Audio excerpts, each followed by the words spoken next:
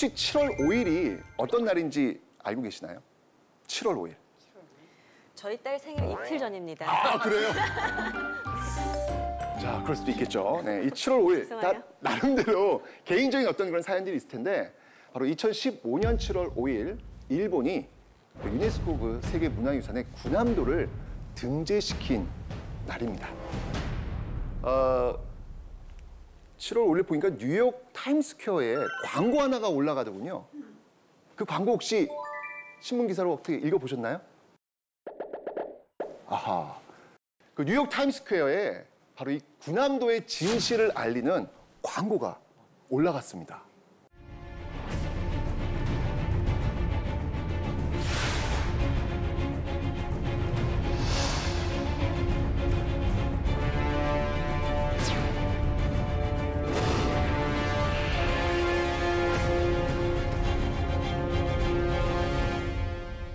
군함도의 진실이라고 하는데 군함도의 진실은 어떤 것들이 있길래 그렇게 뉴욕 타임스퀘어 광고까지 올라갔을까요?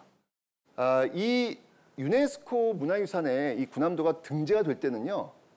유네스코에서의 그 권고 사항이 하나 있었어요. 어떤 사항이 있었냐면 바로 군함도의 전체 역사를 등재하라라고 하는 전제 조건이 있었습니다. 왜냐하면 그때 등재할 때 일본에서는요. 메이지 유신 시대의 산업혁명 유산이라고 시기에 딱 한정 지어가지고 올렸거든요. 그런데 유네스코에서는 그건 안 된다. 유네스코 전체의 역사를 알릴 수 있는 방향에 대해서 이야기해야 된다라고 이야기를 했죠. 그 권고사항을 이행하겠다. 이게 바로 유네스코의 어떤 그 권고사항에 대답하고 있는 일본의 입장이었습니다. 일본은 1940년대 일부 시설에서 수많은 한국인과 여타 국민이 의사의 반에 동원되어 가혹한 조건 하에서 노역을 했고 제2차 세계대전 당시 일본 정부도 징용 정책을 시행했다는 사실을 이해할 수 있도록 조치를 취할 준비가 돼 있다. 이렇게 분명히 화답을 했단 말이에요. 과연 일본은 그런 유네스코의 그 권고사항을 제대로 지키고 있는지 한번 우리가 좀 따져봐야 될 부분이 아닌가라는 그런 생각이 드네요. 자, 이게 지금 바로 군함도의 모습입니다. 혹시 여기 한번 갔다 오신 분 계신가요? 네, 한 분도 안 계시네요. 자, 원래 이 군함도의 이름은요. 하시마 섬입니다. 하시마. 원래 섬자는 빼야 돼요. 왜냐면 시마가 섬을 이야기하는 것이죠. 대마도를 뭐라고 하죠? 일본어로. 쓰시마.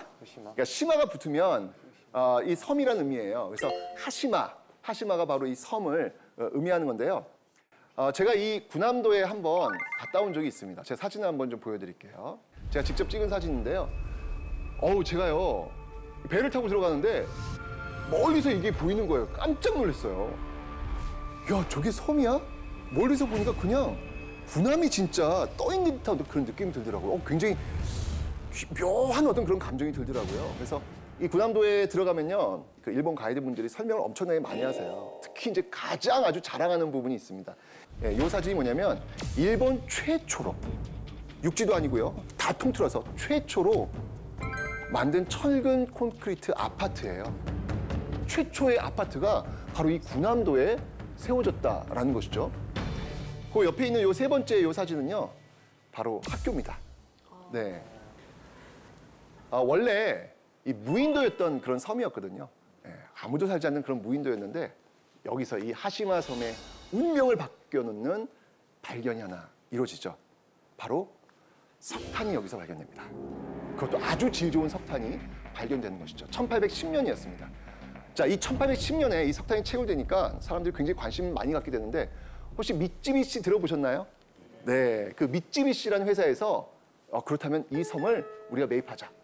라고 해서 여기서 이제 매입을 해가지고 석탄을 채굴하려고 하는데 문제는 뭐냐면 이게 굉장히 작은 섬이에요.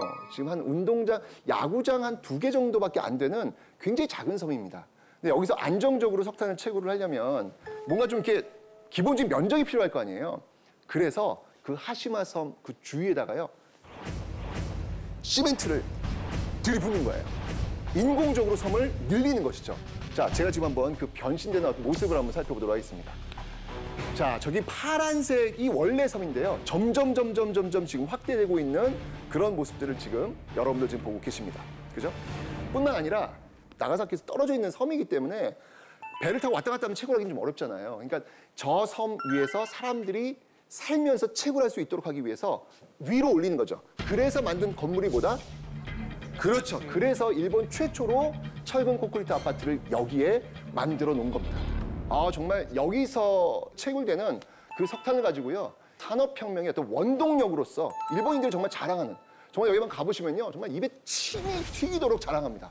일본의 어떤 그 발전의 모습을 이렇게 만들었다, 우리가. 바로 여기다. 굉장히 많은 설명을 하고 있죠. 좋습니다. 저는 인정할 부분이다라는 생각이 듭니다. 그런데 전 기다렸어요. 저기서 이야기가 끝나면 안 되는 거였거든요. 일본 산업혁명의 발전에 그 멋진 빛과 같은 그 부분에 숨겨져 있는 또 다른 아픈 기억의 역사가 있습니다. 바로 저 석탄을 채굴했던 많은 사람들의 이야기, 그 사람들의 이야기 중에서 강제로 끌려갔던 조선인 또 중국인 여러 외국 노동자들의 이야기가 있어야 되거든요. 저는 그 이야기를 기다렸는데 그 이야기를 해주지 않더라고요.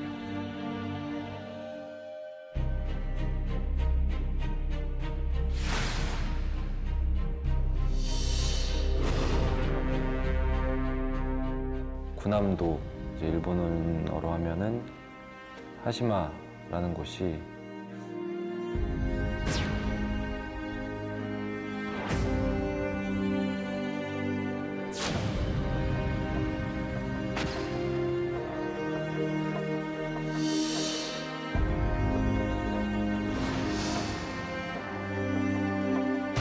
말이 안 되는 거잖아요.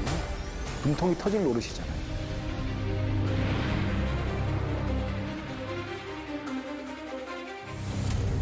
자, 과연 왜 저곳 군함도에 조선인들이 끌려가서 석탄 채굴을 해야 됐을까요?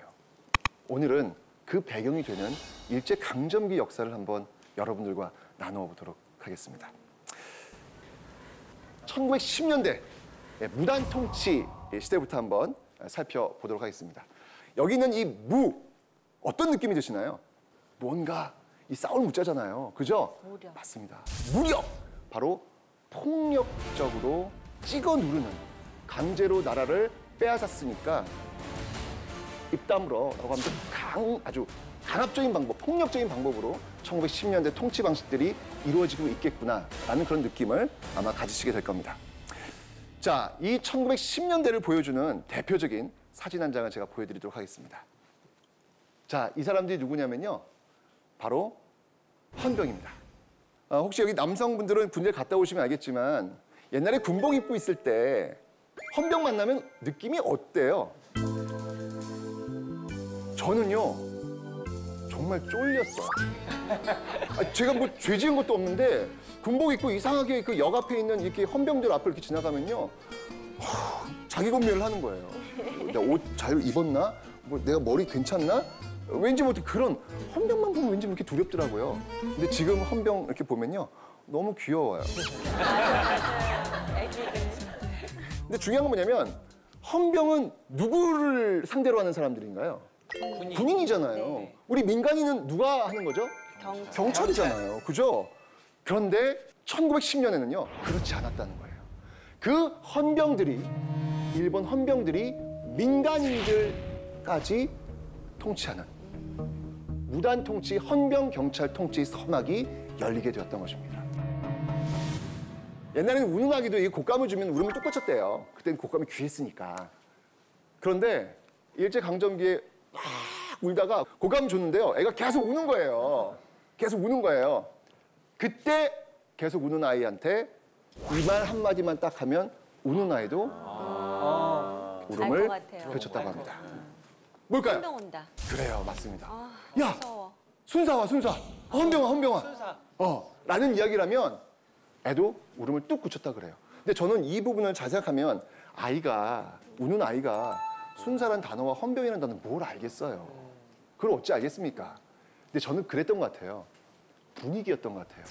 1910년대 그 어른들이 갖고 있었던, 헌병이 갖고 있는 어떤 그 분위기와 느낌이 야, 헌병아 라고 하면 그 아이한테 그 기운이 전달된 것이겠죠.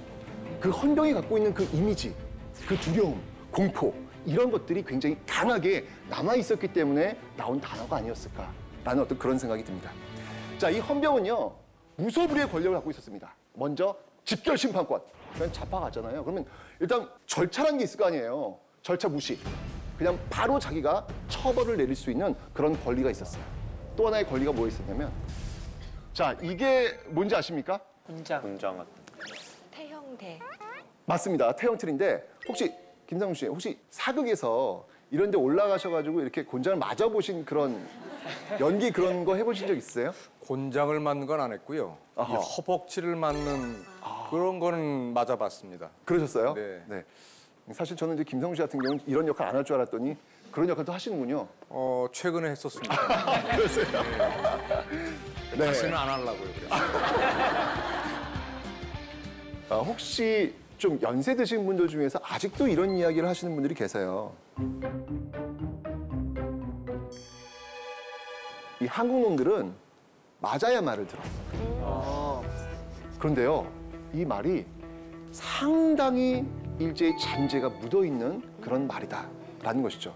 왜냐하면 1910년대에 이 태형이라는 것들이 오로지 조선인한테만 적용이 됐습니다. 이게 때리는 거잖아요. 이게 때리는 건데 일본인한테 적용이 안 돼요. 그런데 조선인들은 때립니다. 웃기지 않습니까? 왜 때릴까요? 조선인들은 맞아야 말을 들어 라고 하는 그 이야기를 끊임없이 하는 거예요. 그런 것들이 전해지면서 광복 이후에도 그래 한국 놈들은 맞아야 말을 들어 라고 하는 그 잔재들이 남아있다는 이야기죠. 자, 이게 누군지 아십니까? 이게요, 바로 선생님들의 모습이에요. 1910년대 선생님들 모습인데 지금 뭘 들고 있나요? 칼을 들고 있어요. 선생님들이 칼을 차고 나와요. 애들이 막 떠들 거 아니에요. 애들이 얼마나 조잘조잘 됩니까? 그럼 그 칼 갖고 뭘 할까요? 그 왜 조선인들을 비하할 때 왜 조선인 바까야로 이런 표현 많이 쓰잖아요. 아마 이러지 않았을까요? 그 칼집에서 금속성 칼입니다. 그 칼을 한 반 정도 꺼냈다가 칼 속에 탁 집어넣으면서 이 조선인 바까야로! 라고 하면 아이들이 깜짝 놀랄 것 같아요. 그런데 그 초등학생들, 그 어린 학생들이 그런 경험을 갖게 되면, 그런 어렸을 때의 트라우마를 갖게 되면 나중에 커서는 어떻게 될까요? 덜덜 떨지. 역시 마찬가지로 왠지 모르게 일본인들 앞에만 서면 위축이 되고 왠지 모르게 일본인들한테는 공포감을 갖게 되는 그런 모습들이 자연스럽게 교육 현장에서 만들어지는 건 아니었을까라는 그런 생각이 듭니다. 혹시 오만석 씨 그 가미가제 들어보셨나요? 네. 어떻게 알고 계세요? 비행기에 몸을 싣고 자기가 직접 부딪혀서 본인은 목숨을 잃지만 일본 제국의 승리를 위해서 조금이라도 보탬이 된다라는 마음을 가지고. 네. 정확히 하셨습니다. 원래 가미가제라는 용어는요, 언제 나온 거냐면 고려시대 때 여몽연합군이 일본을 침략합니다. 어떤 몽골의 어떤 그 압박에 의해서 결국 우리 고려군들도 동원이 되어가지고 일본을 침략했던 사건이 고려시대 벌어지죠. 이때 일본이 완전히 쫄았어요. 그 징기스칸의 부대 알지 않습니까? 이 몽골 부대. 그 몽골 부대 들어오니까 얼마나 긴장을 했겠습니까? 굉장히 큰 피해를 예상하고 있었는데 그때 여몽연합군이 제대로 싸워보지도 못하고 결국은 돌아오게 되죠. 그게 왜 그러냐면 그때 태풍이 불어요. 태풍이 불면서 그 배들이 좌충우돌 하면서 그냥 꼬르륵 하면서 결국은 제대로 된 일본 공격을 못하고 결국은 돌아왔던 사건이 벌어집니다.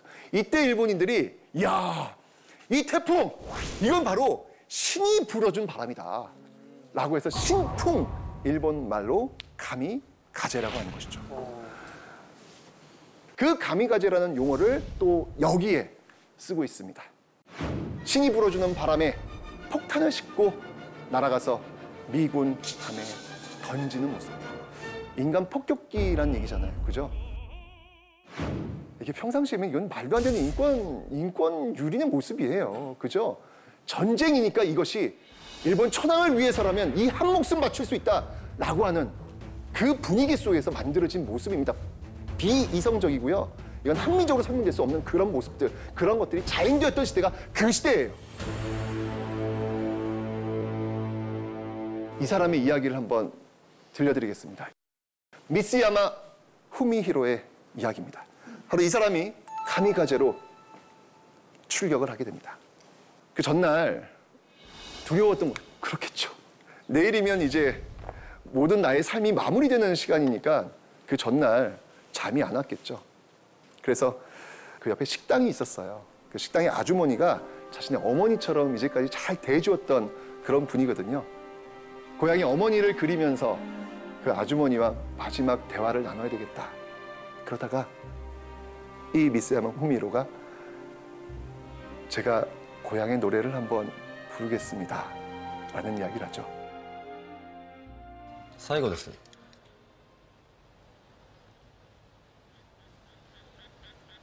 歌を聴いてくれますか。ぜひ聞かせてください。俺の国の歌です。ハリランハリランハラリヨ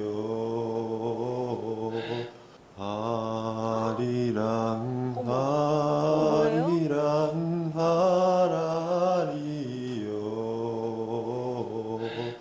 ハリランコゲロノモガンダ나를 버리고 가시는 님은 실리도 못 가서 발병난다.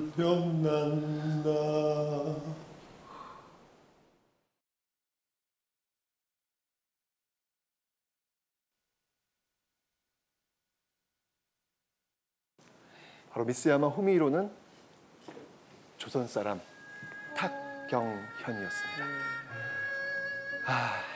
너무 가슴이 아파요. 이 이야기를 듣고 있으면.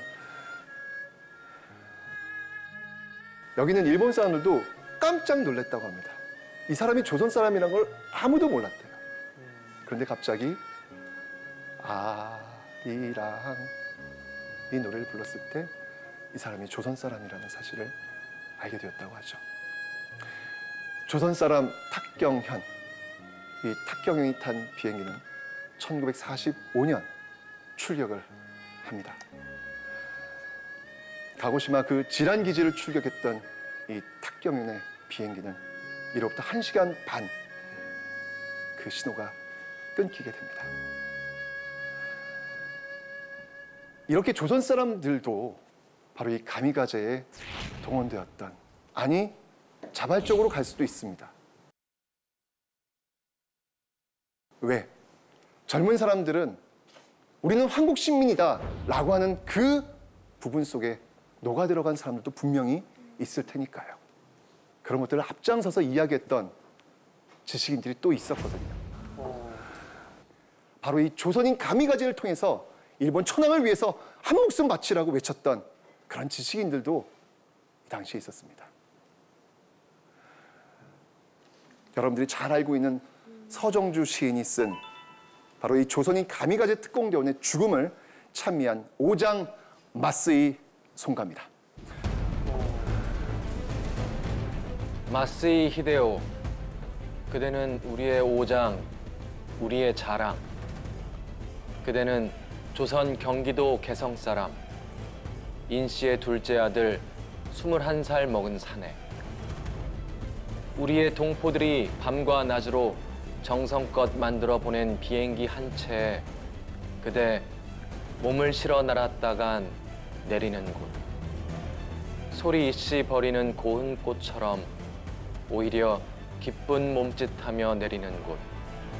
조각조각 부서지는 산더미 같은 미국 군함.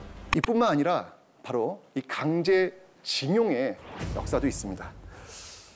국가 총동원입니다. 지금 인정사정 볼 것 없이 다 동원해가지고 전쟁을 수행해야 되는 그런 상황이었죠. 무자비하게 끌고 가는 어떤 그런 모습들이 보여지는데요. 이게 바로 군함도의 모습입니다.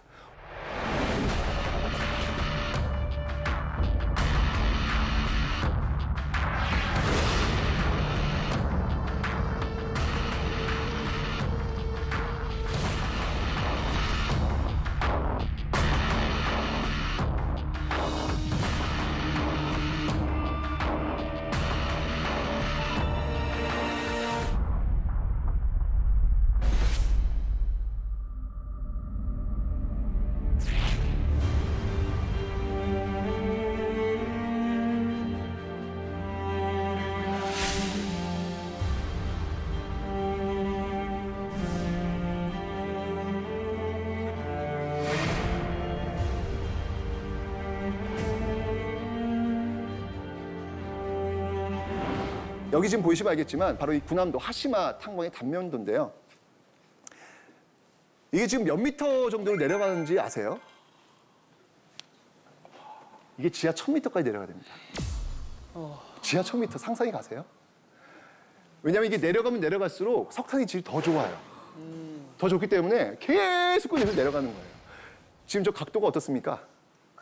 거의 지금 45도 더 이상이잖아요. 60도에 60도. 지금 저기까지 밀고 내려가가지고 광물을 좀 채굴해야 되는 그런 상황이죠. 일단 지금 기본적으로 지금 보시면 알겠지만 굉장히 좁아요. 예, 좁기 때문에 거기 이렇게 내려갈 때 60도 되다 보니까 자칫 미끄러지면 굴러 떨어질 수 있잖아요. 그래서 서로 이렇게 고무줄 같은 걸로 끈으로 묶고 서로 내려가는 모습들. 이게 지금 어떤 노동으로 진행되냐면 하루에 12시간씩 2교대로 이게 돌아갑니다. 심지어 어떨 때는요, 8시간씩 하루에 2번씩 16시간 일을 하는 거예요. 할당량을 채우지 못하면 일이 끝나지 않는 그런 상황이죠. 게다가 갱도가 굉장히 좁습니다. 밑으로 내려가면 내려갈수록 좁기 때문에 이 좁은 갱도에 들어갈 수 있는 채굴. 맞습니다. 바로 어린 학생들이 또 이곳에 동원될 수밖에 없는 것이죠.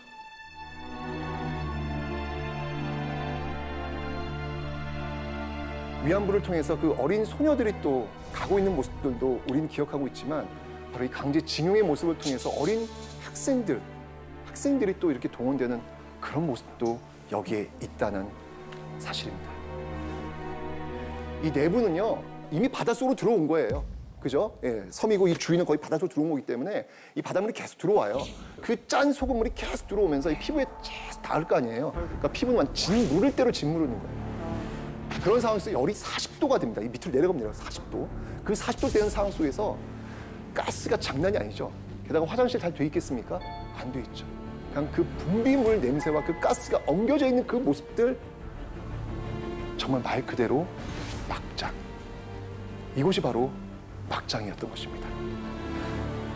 그 땅을 미쓰비시사에서 매입을 했으면 네. 그 땅도 어떻게 보면 거기가 이제 그런 회사인 거잖아요. 네. 그럼 징용이 되었어도 어쨌든 일을 노동을 하면 노동의 대가라는 게 있을 것이고 뭐 네. 그러면 돌아갈 때 여비나 이런 아예 기대할 수 없는 건가요? 회사 차원인데도 불구하고. 분명히 임금이 있습니다. 근데 중요한 건 뭐냐면 일본인과 조선인의 임금 차이가 일단 나고요.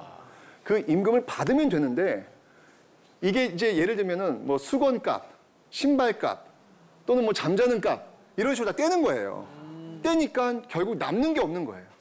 결국 이 노동이 끝났을 때 돌아가야 될 여비조차 마련하지 못하는 그런 참혹한 강제징용의 모습이 나타나게 된 것이죠. 그리고 그 탄광에 끌려간 이 강제징용의 사례는요, 이게 다가 아니에요. 오해하시면 안 됩니다. 이 군함도는 정말 일부분이고요. 정말 그 수백 배 되는 그 강제징용의 역사가 있는데 그 대표적인 게 그 담바 망간광산에 끌려간 강제징용의 이야기가 있죠. 무려 한 3천여 명이 강제로 동원되었던 그런 모습들인데요. 네, 이 망간이라고 하는 게 건전지의 그 재료로 쓰이기도 하고요. 그다음에 이 철 있잖아요. 그 철을 아주 단단하게 만들어주는 어떤 그런 요소가 있기 때문에 굉장히 망간은 중요했죠. 그래서 강제로 동원해가지고 사람들을 그 망간 채굴에 동원했던 그런 모습들이 있는데 진짜 거기도 역시 마찬가지로 앉아서 채굴을 해야 돼. 엎드려가지고 채굴해야 되는 어떤 그런 상황이었거든요.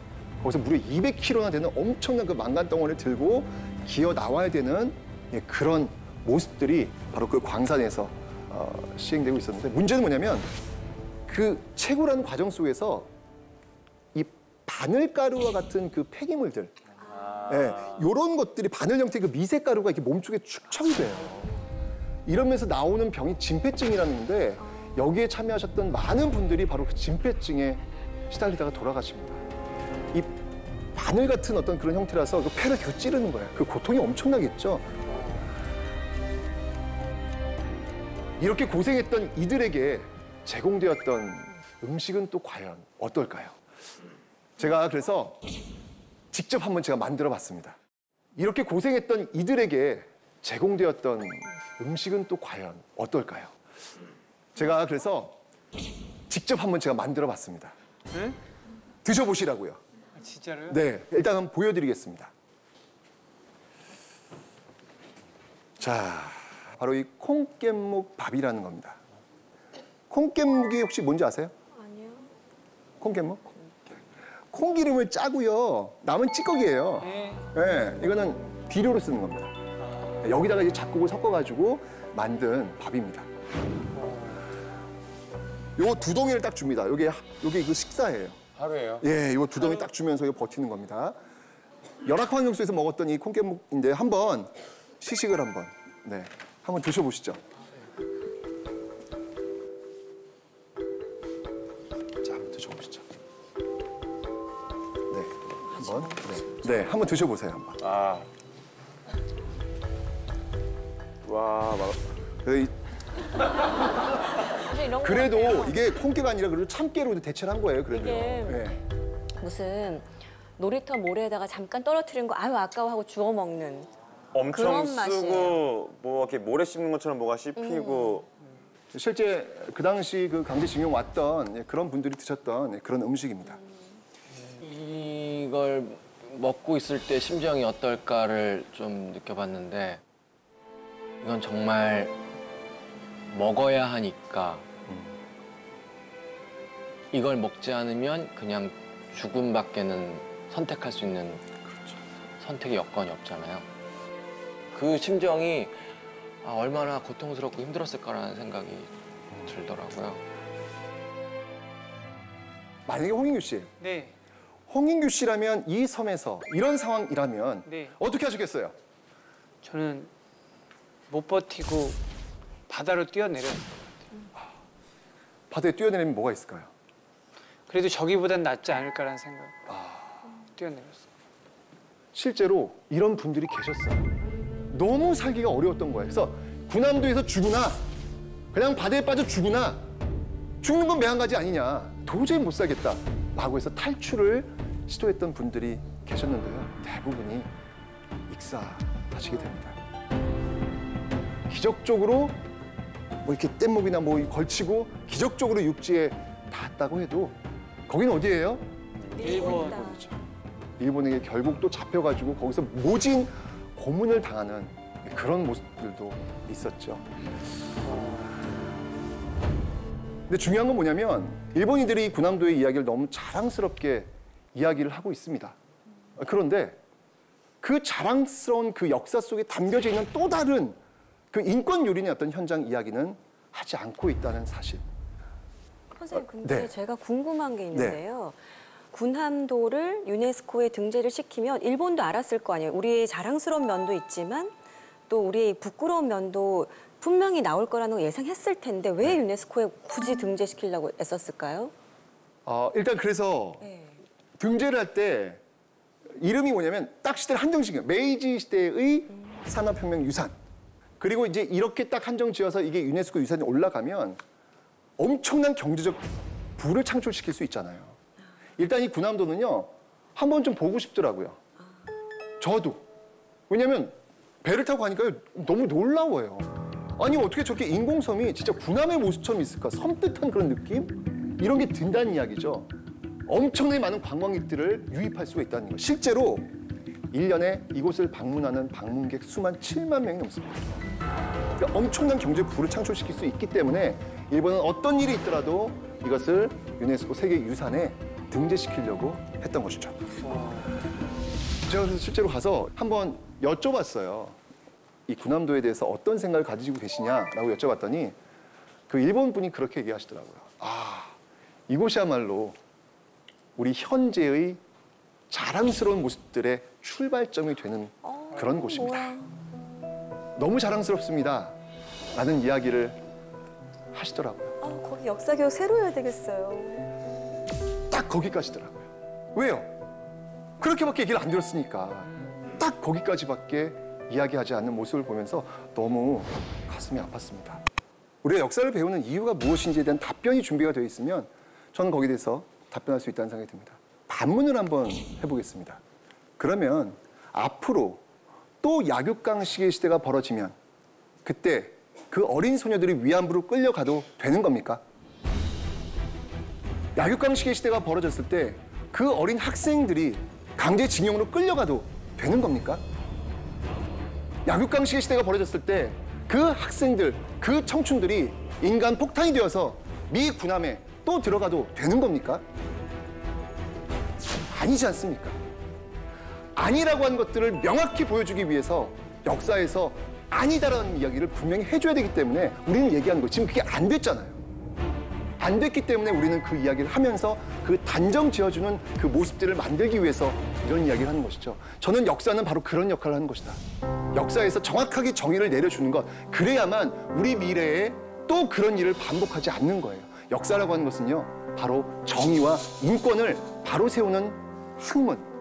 전 그래서 역사를 배우는 이유다라는 생각이 드네요.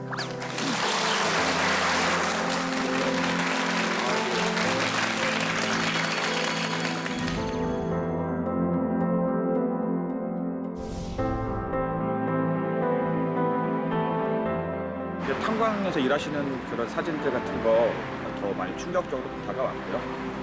그거를 일하시면서 계속 먹었다는 자체가, 그걸로 밥 대신 줬다는 자체가 심한 것 같다고 생각 들고, 일단 1차적인 감정은 화가 나죠. 화가 나고 분노 있죠. 당연히 있죠. 그들에 대한 반감도 있고, 그 사람들이 어땠을까 그걸 생각을 했을 때 정말 그들이 겪었을 고통, 그런 마음 아픔, 그 절절함 이런 것들이 조금은 느껴지더라고요. 그래서 조금 많이 뭉클했어요. 저 같으면 못했을 것 같은데 좀 큰 충격을 다가왔던 것 같아요. 우리 구 한말의 역사, 그리고 군함도 우리가 잊지 말고 꼭 새기고 가야 될 그런 내용들을 상세하게 잘 설명해서 이해할 수 있는 그런 좋은 계기가 되는 것 같습니다.